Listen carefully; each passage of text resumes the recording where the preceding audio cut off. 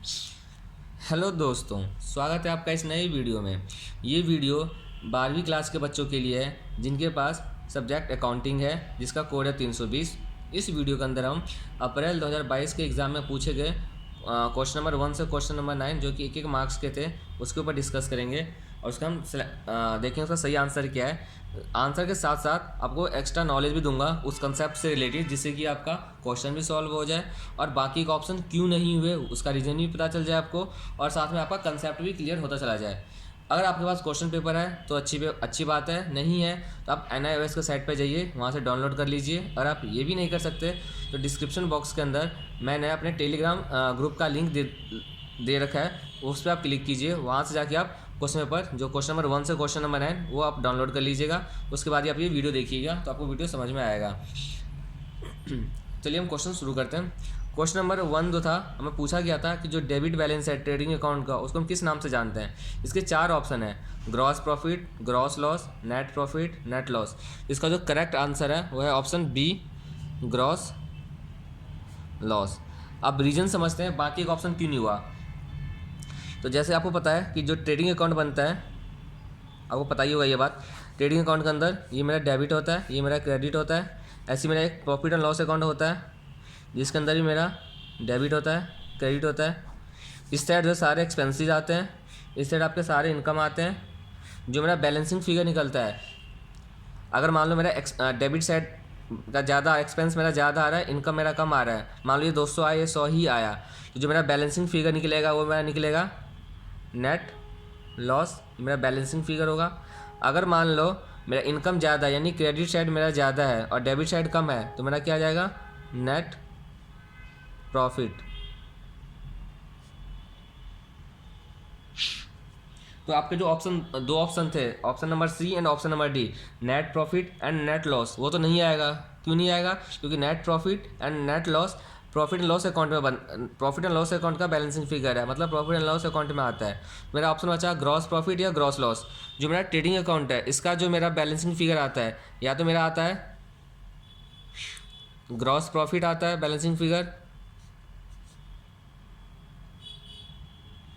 या gross loss आता है। इन दोनों में से कुछ एक ही आएगा, या तो आपका ग्रॉस प्रॉफिट आएगा या ग्रॉस लॉस आएगा। ऐसे इधर या तो आपका नेट प्रॉफिट आएगा या नेट लॉस आएगा। तो अब हमारा बचा ये दो ऑप्शन, ग्रॉस प्रॉफिट या ग्रॉस लॉस, इन दोनों में से कोई एक आना चाहिए। अब आपका डेबिट बैलेंस का मतलब क्या होता है? डेबिट बैलेंस का मतलब होता है कि डेबिट बैलेंस का मतलब होता है डेबिट साइड का जो है, डेबिट साइड जो है एक्सेस है, मतलब डेबिट साइड ज़्यादा आ रहा है तो क्रेडिट साइड कम as compare to credit side, तो मेरा जो नेट डिफरेंस क्या आएगा, तो मेरा ग्रॉस लॉस आएगा। इसलिए मेरा हो गया ऑप्शन बी, ग्रॉस लॉस। समझ में आ गया होगा आपको। डेबिट बैलेंस का मतलब होता है कि डेबिट साइड का ज़्यादा है, डेबिट साइड ज़्यादा है। मान लो इसका मतलब इस साइड जो है मेरा, मान लो यहाँ 500 है तो डेबिट साइड 500 है, क्रेडिट साइड मान लेते हैं मेरा 400 है, तो डेबिट साइड ज़्यादा हुआ यानी डेबिट बैलेंस हुआ कितने से, 100 रुपये से, तो 100 रुपये का मेरा आ गया ग्रॉस लॉस। तो मेरा इसलिए इसका ऑप्शन हो गया बी, ग्रॉस लॉस। अब क्वेश्चन नंबर 2 समझते हैं। क्वेश्चन नंबर 2 में बोला गया था कि हमें financial statement that is prepared for both profit organisation है, मतलब हमें फाइनेंशियल स्टेटमेंट बना, कुछ ऑप्शन दिए हुए हैं, 4 ऑप्शन दिए हुए हैं, जिसका मैं बोला है कि इन चारों में से कौन सा ऐसा चीज़ है, कौन सा है जो फाइनेंस कौन सा ऐसा फाइनेंशियल स्टेटमेंट है जो दोनों के लिए प्रिपेयर किया जाता है, ऑर्गेनाइजेशन के लिए भी एंड नॉट प्रॉफिट ऑर्गेनाइजेशन के लिए।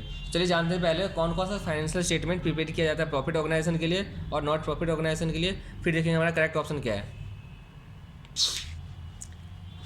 क्वेश्चन नंबर 2, फाइनेंशियल स्टेटमेंट, एक बनता है मेरा प्रॉफिट ऑर्गेनाइजेशन के लिए, दूसरा बनता है मेरा नॉन प्रॉफिट बोल लीजिए या नॉट प्रॉफिट ऑर्गेनाइजेशन बोल लीजिए, नॉन प्रॉफिट ऑर्गेनाइजेशन, जिसको हम शॉर्ट फॉर्म में NPOs भी बोलते हैं। इन्हीं दोनों क्वेश्चन को पूछा गया कि कौन सा ऐसा है जो दोनों में बनाया जाता है, कौन सा ऐसा फाइनेंशियल स्टेटमेंट है जो दोनों में बनाया जाता है। तो मेरा प्रॉफिट ऑर्गेनाइजेशन कौन कौन सा बनता है, एक तो मेरा प्रॉफिट एंड लॉस अकाउंट बनता है, दूसरा बनता है बैलेंस शीट। वैसे और भी चीज़ें बनता है, कैश फ्लो वगैरह भी बनता है, बट इसमें ऑप्शंस ने नहीं बोला है, हमें इसमें इन्हीं ऑप्शंस के कंपेयर करना है, इसलिए मैं जो ऑप्शन दिया उसी के रिगार्डिंग लिख रहा हूँ। इसके अंदर एक तो बनता है आपका रिसिप्ट एंड पेमेंट अकाउंट, दूसरा आपका बनता है income and expenditure account, income and expenditure के बाद तीसरा आपका बनता है बैलेंस शीट। अब आपको दिख ही रहा होगा कि कौन सा ऐसा फाइनेंशियल स्टेटमेंट है जो दोनों के अंदर बनाया जाता है। तो देखो बैलेंस शीट है, बैलेंस शीट यहाँ भी बनाया जा रहा है, बैलेंस शीट यहाँ भी बनाया जा रहा है। तो आपका करेक्ट ऑप्शन क्या हो गया? Balance sheet. बैलेंस शीट का ऑप्शन नंबर है आपका बी। करेक्ट ऑप्शन हो गया आपका बी। किस चीज़ का है? Balance sheet. आपको क्वेश्चन नंबर 2 भी हो गया। अब क्वेश्चन नंबर 3, एक बार क्वेश्चन आप या तो आप NI इसके साइट से डाउनलोड कर लीजिए या आप मेरे इससे टेलीग्राम ग्रुप ज्वाइन कर लीजिए, लिंक दे रखा है मैंने, या डिस्क्रिप्शन बॉक्स में मैं क्वेश्चन नंबर डाल देता हूँ, क्वेश्चन डाल देता हूँ, क्वेश्चन का PDF आप वहाँ से डाउनलोड कर लीजिएगा। क्वेश्चन नंबर 3, क्वेश्चन नंबर 3 में बोला है in which of the following cases when differences of debit side and credit side amount is termed as deficit. Question number 3 में बोला है कि इसमें से कौन से में से जो डिफरेंस है, differences of debit side and credit side amount is termed as deficit. ये आपका क्वेश्चन है। इसका आंसर क्या हो जाएगा? इसके अंदर 4 ऑप्शन दिए हुए हैं कि इन चारों में से किसके डिफरेंसेस को हम डेबिट एंड क्रेडिट डिफरेंस को डेफिसिट बोलते हैं। एक तो मेरा रिगार्डिंग पहला जो ऑप्शन है वो ट्रेडिंग अकाउंट के रिगार्डिंग है, पहला ऑप्शन। दूसरा ऑप्शन जो है वो मेरा इनकम एंड एक्सपेंडिचर अकाउंट्स के रिगार्डिंग है। जो आपका सी है ये भी आपका इनकम एंड एक्सपेंडिचर अकाउंट से रिगार्डिंग है। एंड ऑप्शन डी जो है, ये ऑप्शन डी जो है वो आपका है रिसिप्ट एंड पेमेंट अकाउंट के रिगार्डिंग। इसमें इनमें से कोई एक ऑप्शन आएगा।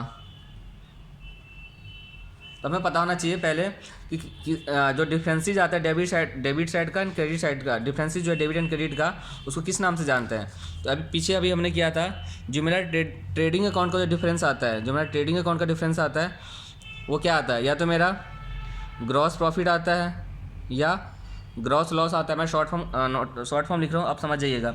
इसका डिफरेंस क्या आता है? या तो ग्रॉस प्रॉफिट आता है, ग्रॉस लॉस आता है। ऐसे में इनकम एंड एक्सपेंडिचर का डिफरेंस, अगर डेबिट एंड क्रेडिट का डिफरेंस देखें तो मेरा इनकम एंड एक्सपेंडिचर का क्या आता है? या तो मेरा सरप्लस आता है। सरप्लस कब आएगा? जब मेरा क्रेडिट साइड, यानी क्रेडिट साइड जब मेरा ज़्यादा होगा compare to debit side, surplus आएगा या डेफिसिट होगा। इसका भी सेम ही है, ये सरप्लस डेफिसिट। और जो मेरा रिसिप्ट एंड पेमेंट अकाउंट है, इनका जो डिफरेंस आता है वो आता है आउटस्टैंडिंग या आउटस्टैंडिंग ओवरड्राफ्ट या क्लोजिंग बैलेंस, ये आपका डिफरेंस आता है। तो मेरा ऑप्शन या तो बी होगा या ऑप्शन सी होगा। क्यों? क्योंकि हमें सरप्लस और डेफिसिट के बारे में पूछा है। तो सरप्लस डेफिसिट के बारे में पूछा है, तो डेफिसिट जो है, जो मेरा डेफिसिट आता है वो किस में आता है? इनकम एंड एक्सपेंडिचर अकाउंट में आता है। डेफिसिट मतलब होता है नुकसान। तो इनकम एंड एक्सपेंडिचर अकाउंट का फॉर्मेट क्या होता है? ये होता है, इस साइड आपका आता है इनकम, इस साइड आता है आपका एक्सपेंसेस या एक्सपेंडिचर। जब मेरा इनकम ज़्यादा होगा, अगर मेरा इनकम ये ज़्यादा है, ये मेरा एक्सेस आया, तो मेरा बैलेंसिंग फिगर क्या आ जाएगा? इधर आ जाएगा बैलेंसिंग फिगर। क्या आ जाएगा मेरा ये? यानी मेरा पैसा मेरे पास ज़्यादा है तो मेरा सरप्लस आ रहा है। अगर आपके पास पैसा ज़्यादा है, सारा खर्चा वर्चा कर लिया, उसके बाद आपका पैसा बच रहा है, तो आपका सरप्लस आ जाएगा। सेम ऐसी अगर मेरा एक्सपेंसिस ज़्यादा है, ये मेरा ज़्यादा आ गया, तो बैलेंसिंग फिगर इधर की साइड आएगा, वो क्या आ जाएगा? डेफिसिट। ये हो गया आपका। तो जो आपका बी एंड सी ऑप्शन है, बी में बोला गया था कि जो मेरा डेबिट साइड है इनकम एक्सपेंडिचर, मतलब हमारा डेफिसिट केस कब होगा, जब मेरा जो मेरा डेबिट साइड है, ये मेरा डेबिट होता है, ये मेरा क्रेडिट होता है, जब मेरा डेबिट साइड जो है वो क्रेडिट साइड से एक्सेस होगा। तो मेरा जब डेबिट साइड है income accounting exceed total credit side, तो मेरा ऑप्शन जो है बी, आप ऑप्शन देख लीजिएगा, ऑप्शन पढ़ लीजिएगा, ऑप्शन बी आपका जो है करेक्ट आंसर है।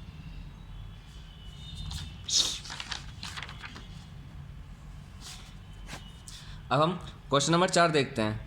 मैं वीडियो रोक रहा हूँ, पॉज कर रहा हूँ। आपका क्वेश्चन नंबर 4 में बोला गया है, पूछा गया मतलब कि maximum number of members in partnership form, maximum number of members in a partnership form. Option है ए 10, बी है 20, सी है 50, डी है आपका 100। इसका करेक्ट आंसर क्या है? इसका जो करेक्ट ऑप्शन है ऑप्शन डी है। क्यों? जो मेरा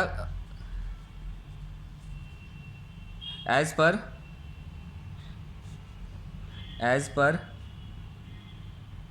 कंपनी एक्ट 2013-1956, आपको पता है पहले 1956 कंपनी एक्ट था, अब हमारा आ गया है कंपनी एक्ट 2056, सॉरी पहले 1956 था, अब हमारा आ गया है 2013। तो जो मेरा मैक्सिमम नंबर ऑफ मेंबर्स थे, कंपनी एक्ट 2013 ने बोला है कि जो मैक्सिमम नंबर जाएगा मेरा वो होगा नॉट मोर देन 100 मेंबर, तो इसलिए ऑप्शन हो गया डी। अगर 1956 का पूछा होता तो मेरा होता, अगर मेरा बैंकिंग कंपनी है तो मैक्सिमम कितना जाएगा 10। अदर बिजनेस के लिए अगर मेरे पास अदर कोई दूसरे इसके अलावा कोई और बिजनेस है तो मेरा हो जाएगा 20। लेकिन मेरा कंपनी एक्ट 2013 का पूछा है, 2013 में मैक्सिमम 100 ही रख सकते हैं, तो मेरा आपका करेक्ट ऑप्शन हो गया ऑप्शन डी 100। अब क्वेश्चन नंबर 5 में बोला है विच ऑफ द फॉलोइंग, किस केस के अंदर हम विच of the following REALI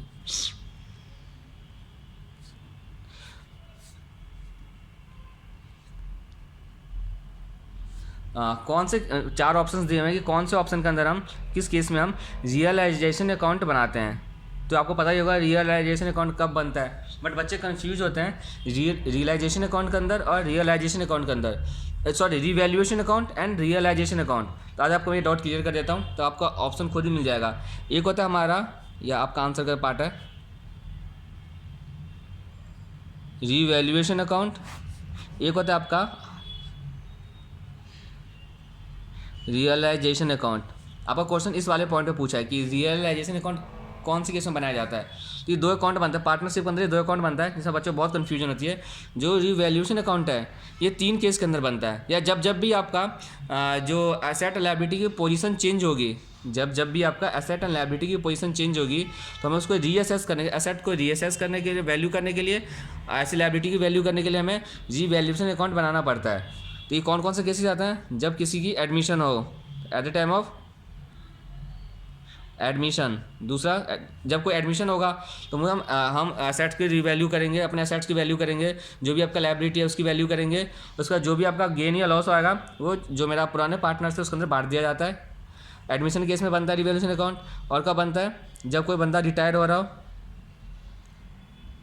retirement के केस में कोई पार्टनर रिटायरमेंट में जा रहा हो तब, या पार्टनर की डेथ हो गई हो। इस 3 केस के अंदर हमें रिवैल्यूएशन अकाउंट बनाते हैं। और रियलाइजेशन अकाउंट बनाते हैं जब हम अपने फॉर्म को, जो हमारा पार्टनरशिप फॉर्म है उसको हम जब क्या कर रहे हो, डिसॉल्व कर रहे हो। तो डिसोल्यूशन के केस में, डिसोल्यूशन ऑफ फॉर्म, इस केस के अंदर हमें रियलाइजेशन अकाउंट बनाते हैं। इसके रियलाइजेशन अकाउंट में क्या होता है, जितने भी एसेट लायबिलिटी होते हैं ना, जितने भी एसेट्स हैं, हम सारे एसेट्स को हम उसको बेचते हैं, उससे जो उसके बाद जितने भी मेरे लायबिलिटीज़ हैं, जो भी पैसा हमने बेचा, एसेट पैसा रियलाइज़ किया, जो मेरी लायबिलिटीज़ है उस पैसे से हम, जो हमने रियलाइज़ किया था एसेट को बेचने से, उस पैसे से हम अपने लायबिलिटी को सेटलमेंट करते हैं। उसके बाद अगर कोई प्रॉफिट और लॉस बचता है वो कैलकुलेट करने के लिए हम रियलाइजेशन अकाउंट बनाते हैं। तो अब आपको समझ में आ गया होगा इसका करेक्ट ऑप्शन क्या है। तो इसका जो करेक्ट ऑप्शन है वो हो जाएगा, ए है आपका एडमिशन, तो एडमिशन यहाँ आ गया। बी है डिजोल्यूशन, ऑप्शन आपका करेक्ट ऑप्शन हो गया बी, डिजोल्यूशन के केस में। क्वेश्चन देख लीजिएगा, क्वेश्चन नंबर 6। क्वेश्चन नंबर 6 में बोला गया है amount of goodwill, amount of goodwill जो क्या किया है, जो ब्रॉड किया है, ब्रॉड बाय इनकमिंग पार्टनर, जो नया पार्टनर आ रहा है। जब कोई नया पार्टनर आता है तो अपने साथ गुडविल लेके आता है, तो उस गुडविल के अमाउंट को अपने brought by incoming partner at the time of admission, जब नया पार्टनर की एडमिशन होती है, जब नया पार्टनर आता है तो अपने साथ क्या लेके आता है, गुडविल लेके आता है। तो उस गुडविल के इस गुडविल को हम शेयर करते हैं, शेयर्ड बिटवीन किसके बीच में, ओल्ड पार्टनर, इन देयर किस रेशियो में, ये जो हम शेयर करते हैं किस, ये जो हम शेयर करते हैं वो किस रेशियो के अंदर शेयर करते हैं। तो क्वेश्चन ये पूछा गया है, जो अमाउंट ऑफ गुडविल ब्रॉड, मतलब जो अमाउंट ऑफ गुडविल लेके आया इनकमिंग पार्टनर जो एडमिशन के टाइम पे, उस गुडविल को हम शेयर करते हैं बिटवीन ओल्ड पार्टनर के बीच में, शेयर होता है ओल्ड पार्टनर के बीच में, तो किस रेशियो में होता है ये। तो इसका जो आपका सही ऑप्शन है, जब भी कोई पार्टनर अपने साथ गुडविल लेके आता है और उसको जब हम ओल्ड पार्टनर उसको शेयर करते हैं तो मेरा सेक्रीफाइजिंग रेशियो में निकलता है। तो इसका करेक्ट आंसर है SA सेक्रीफाइजिंग रेशियो, जो ऑप्शन नंबर है बी। अब सेक्रीफाइजिंग निकालना आपको आता ही होगा, ओल्ड माइनस न्यू करके निकालते हैं, old ratio minus new ratio. अब क्वेश्चन नंबर 7, क्वेश्चन नंबर 7 देखते हैं क्या। क्वेश्चन नंबर 7 में बोला है minimum number of director, minimum number of directors in private company, private company में मिनिमम कितने डायरेक्टर हो सकते हैं। तो जो मेरा मिनिमम नंबर ऑफ डायरेक्टर, तो मिनिमम नंबर ऑफ डायरेक्टर का जो है ये आंसर है मिनिमम नंबर ऑफ डायरेक्टर्स। इसका सेक्शन 149 है, आपको सेक्शन तो याद करना ही नहीं है। 3 कंपनी होती है, एक तो होती है मेरी पब्लिक कंपनी, एक होती है मेरी प्राइवेट कंपनी, एक होती है मेरी OPC। OPC मतलब 1 पर्सन कंपनी। इनका जो मिनिमम नंबर ऑफ डायरेक्टर होता है, पब्लिक कंपनी के अंदर मेरा 3 होता है मिनिमम, प्राइवेट कंपनी के अंदर 2 होता है और OPC के अंदर मेरा 1 होता है। और इनका जो मैक्सिमम हो सकता है, जो मैक्सिमम नंबर ऑफ डायरेक्टर वो होता है 15। ये सेक्शन 149 है इसका, कंपनी एक्ट 2013 का, सेक्शन 149 ऑफ कंपनी एक्ट। आपको सेक्शन तो याद करना नहीं है। तो ये होता है आपका मिनिमम नंबर होना चाहिए, पब्लिक कंपनी के लिए 3, प्राइवेट कंपनी के लिए डायरेक्टर का 2 और OPC का 1, और मैक्सिमम नंबर ऑफ डायरेक्टर कितना होना चाहिए इसका 15। तो आपका ये था कि प्राइवेट कंपनी में कितने मिनिमम नंबर कितने हैं, तो आपको पता चल गया होगा। आंसर है 2। इसका करेक्ट ऑप्शन जो है आपका ऑप्शन, जो करेक्ट ऑप्शन है वह है ऑप्शन A। Question number 8। अब जो क्वेश्चन नंबर 8 है और क्वेश्चन नंबर 9 है वो एक प्रैक्टिकल क्वेश्चन के ऊपर है, इसलिए अब हम इसको देखते हैं क्वेश्चन नंबर 8 या 9 का। अगर गाइज आप यहाँ तक वीडियो देख चुके हैं, यहाँ तक वीडियो पहुँच चुके हैं, तो प्लीज़ वीडियो को लाइक भी कर दें। अपने बाकी जो कॉमर्स के दोस्त वगैरह या आपको कोई भाई वगैरह हैं उसको आप शेयर कर दीजिए वीडियो, और चैनल को सब्सक्राइब कर लीजिए और बेल आइकन को दबा दीजिएगा, ताकि मैं जैसे भी वीडियो अपलोड करूँ आपके पास नोटिफिकेशन पहुँच जाए। अगर ये वीडियो पे मुझे कम से कम 10 से 15 लाइक आते हैं और 5 सब्सक्राइबर कम से कम मिलते हैं, तो मैं आगे जो अगले बाकी अटैम्प्ट्स के क्वेश्चन में से सॉल्व करके आपको समझा के वीडियो अपलोड करता रहूँगा। क्योंकि मुझे पता नहीं चल रहा, क्योंकि ये चैनल मैंने 10वीं क्लास के लिए बनाया है, अब मैं यहाँ पे 12वीं का अकाउंट्स करवा रहा हूँ, तो मुझे पता भी होना चाहिए कि जो मैं वीडियो अपलोड कर रहा हूँ वो आप 12वीं क्लास के कॉमर्स के बच्चों तक पहुँच भी रही है नहीं पहुँच रही। तो मतलब बच्चों के पास पहुँच रही नहीं है, मैं फालतू में वीडियो बनाए जा रहा हूँ। तो इसलिए अगर आप कॉमर्स के बच्चे हैं और ये वीडियो देख रहे हैं, तो मुझे इस वीडियो के ऊपर कम से कम 5 सब्सक्राइबर चाहिए। 5 सब्सक्राइबर आ जाएगा तो ही मैं अगली वीडियो अपलोड करूँगा। अब 15 लाइक्स, 5 सब्सक्राइबर एंड 15 लाइक्स दोनों चीज़ चाहिए मुझे, तभी मैं वीडियो आगे कंटिन्यू करूँगा अकाउंट्स सब्जेक्ट का। अदरवाइज़ मैं जो मेरा 10वीं क्लास का जो मैथ करवाता हूँ वही करवाते रहूँगा। इसलिए प्लीज़ सब्सक्राइब कर देना, पता चलना चाहिए, ताकि वीडियो बनाने में भी तो अच्छा लगे कि हाँ 10-15 लाइक्स आ रहे हैं, सब्सक्राइबर भी मिल रहे हैं, तो मुझे पता चलेगा कि मेरी वीडियो को 12वीं क्लास के बच्चे देख रहे हैं। चलिए क्वेश्चन नंबर 8 देखते हैं। क्वेश्चन नंबर 8 में बोला है एक कंपनी ने क्या करी है, परचेज करी है एक बिल्डिंग, कितने रुपए की है, 3,30,000 का। इसने एक बिल्डिंग परचेज किया, इसके उसने बिल्डिंग लिया 3,30,000। अब इसको जब उसको पैसा देना है तो उसने कैश में पैसा ना देके उसने पैसा किसमें दिया, डिवेंचर के अंदर दिया है। डिवेंचर में उसने पेमेंट किया है, जिसका जो है आपका जो फेस वैल्यू है, पेमेंट जो इसने किया डिवेंचर में किया है, जिसका फेस वैल्यू कितना है 100 रुपीज़, और आपका जो प्रीमियम अमाउंट है वह है 10%, मतलब 10 रुपया। तो टोटल कितना हो गया आपका 100 + 10 110। अब हमें डिवेंचर इशू करना है बिल्डिंग का 3,30,000 का। तो इसने पूछा है कि नंबर ऑफ डिवेंचर इशूड, कितने डिवेंचर हमने इशू किए हैं इस अमाउंट के बदले। जो आपका अमाउंट है 3,30,000, इसके बदले हमने कितना डिवेंचर इशू किया है, नंबर ऑफ डिवेंचर पूछा है, नंबर ऑफ डिवेंचर इशूड, कितना डिवेंचर हमने इशू किया ये पूछा गया है। तो आपका टोटल 3,30,000 का वैल्यू है, उसको आप डिवाइड कर दीजिए टोटल 110 से। जब उसको सॉल्व करेंगे 11 कम 11 11 33 आपका 3,000। तो टोटल 3,000 डिवेंचर आपने इशू किया, 3,000 डिवेंचर इशूड हुआ है। ऑप्शन है इसका ए, ऑप्शन ए करेक्ट ऑप्शन है। अब देख लीजिए 3,000 ऑप्शन, हमने 3,000 डिवेंचर किया है। 3,000 डिवेंचर में से आपका जो डिवेंचर का अमाउंट जाएगा वो जाएगा 3,000 × 100 = 3 लाख रुपया, और जो मेरा प्रीमियम जाएगा, प्रीमियम में क्रेडिट होगा 3,000 × 10 = 30,000। टोटल आपका हो गया 3,30,000 रुपया। क्वेश्चन नंबर 9, क्वेश्चन नंबर 9 ने बोला है कि कंपनी ने फॉरफिट किया 200 share, forfeited 200 share at the rate जो कितने की 100 की ईच थी, जिसको इसने इशू किया था डिस्काउंट पे 10%, मतलब 10 रुपया। 100 का 10% 10 रुपया हुआ। तो आपका जिसमें उसने बोला है कि जो पहला कॉल था 20 रुपये का वो रिसीव ही नहीं हुआ, और जो फाइनल कॉल था वो मेड नहीं बना। तो इसको हम कॉल का देखते हैं। टोटल कॉल कितने का है, कॉल जो है मेरा कॉल जो है वो 100 रुपये का है। 100 रुपये में से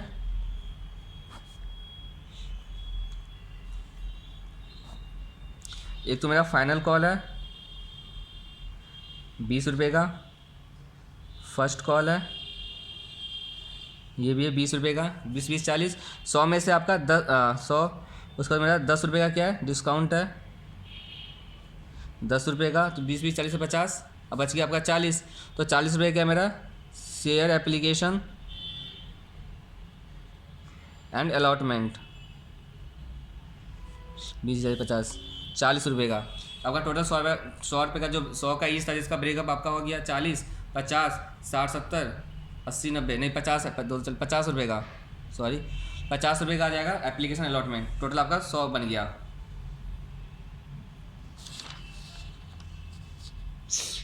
अब उसने बोला हमें शेयर कैपिटल अकाउंट में कितना अमाउंट डेबिट करेंगे। आपको एंट्री पता होना चाहिए। जब भी हम फॉरफिट करते हैं तो एंट्री क्या बनती है, एंट्री जो होती है share capital account debit.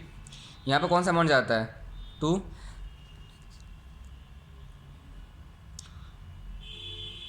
Share first call to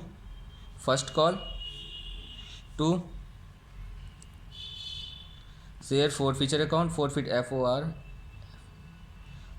share forfeited account to discount, ये एंट्री होती है।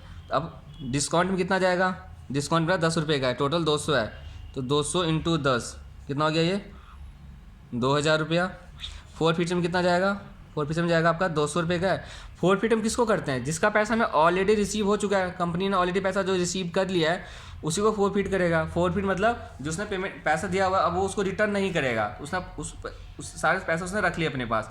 तो ये कॉल अभी बना ही नहीं है, ये तो मेड ही नहीं हुआ, इसको तो हम कुछ करेंगे ही नहीं इस वाले पोर्शन को। पहला कॉल इसी के रिगार्ड ये पेमेंट नहीं किया, इसलिए कंपनी फॉरफिट कर रही है। तो फॉरफिट कितना कर दिया, इसका मतलब कंपनी ने 50 पे पेमेंट कर दिया ऑलरेडी, इस 50 से भी को हमने फॉरफिट कर लिया। तो 200 × ये फॉरफिटर में चला जाएगा, पैसा कंपनी रख लेगी।